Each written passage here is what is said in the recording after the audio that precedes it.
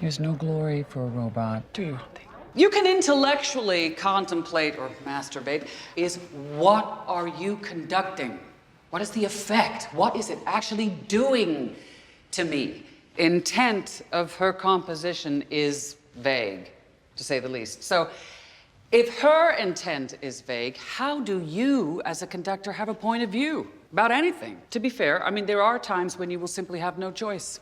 And you will be made to stand in front of an orchestra and pretend that there are these invisible structures, but trying to sell a car without an engine. You know, music that everybody knows, but will hear differently when you interpret it for them. I would say Bach's misogynistic life makes it kind of impossible for me to take his music seriously. What do you mean by that? I'm unclear as to what his prodigious skills in the marital bed have to do with B minor. All right, whatever. That's your choice. And after all, a soul selects her own society. But remember, the flip side of that selection closes the valves of one's attention. What is acceptable or not acceptable is a basic construct of many, if not most, symphony orchestras today who see it as their imperial right to curate for the cretins. So slippery as it is, there is some merit in examining Max's allergy.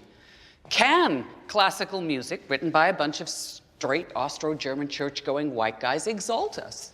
Individually as well as collectively. And who, may I ask, gets to decide that? I face him, and I find myself nose to nose with his magnitude and inevitability. There's a humility in Bach. He's not pretending he's certain about anything, because he knows that it's always the question that involves the listener. So eager to be offended. The narcissism of small differences leads to the most boring conformity. The problem with enrolling yourself as an ultrasonic epistemic dissident is that if Bach's talent can be reduced to his gender, birth country, religion, sexuality, and so on, then so can yours. You may notice that the players have more than light bulbs and music on their stands, the purpose of which is to rate you. What kind of criteria would you hope that they would use to do this? Your score reading and stick technique, or something else? You're a fucking bitch. And you are a robot. The architect of your soul appears to be social media. You want to dance the mask, you must service the composer. You got to sublimate yourself, your ego, and yes, your identity. You must, in fact, stand in front of the public and God and obliterate yourself. How's the writing going? I never know how to answer that question. Makes it sound like a physical act. Like, how's the shitting going? Okay.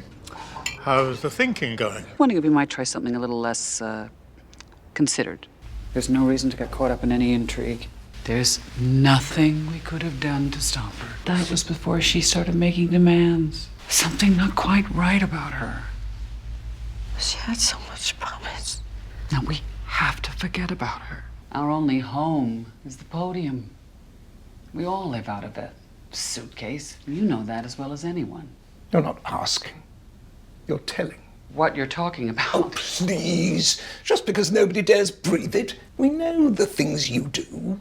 The little favors you grant. To question my integrity. No. I'm sorry, Maestro. I don't know what I'm saying. No, it's clear you know exactly what you're saying. I mean, if that's how you really feel about me, then wouldn't you say that staying is entirely out of the question? No, please, Maestro, please forgive me. For what? Your obsequiousness? I just don't like what he's implying. And what good would that have done? I mean, what could you possibly do to make things better? Because I deserve that. Those are the rules. You are to ask for my fucking counsel, the way you always have. The way you did when you first arrived here as a guest conductor looking for a permanent position. You asked me what were the politics, what were the moves, how could we swing it? How cruel of you to define a relationship as transactional. There's only one relationship you've ever had that wasn't. Is that there's no limit to the different kinds of feelings music can make you have. And some of those feelings are so special and so deep that they can't even be described in words. You see, we can't always name the things we feel. Sometimes we can. We can say we feel joy, pleasure, peacefulness, whatever, love, hate. But every once in a while, we have feelings that are so deep and so special that we have no words for them. And that's where music is so marvelous. It's all in the way music moves. You must never forget that music is movement. Once you board this ship, There's no turning back. The next ground your feet touch will be that of the new world. If any of you have lost your nerve, then step away now and let no one judge you.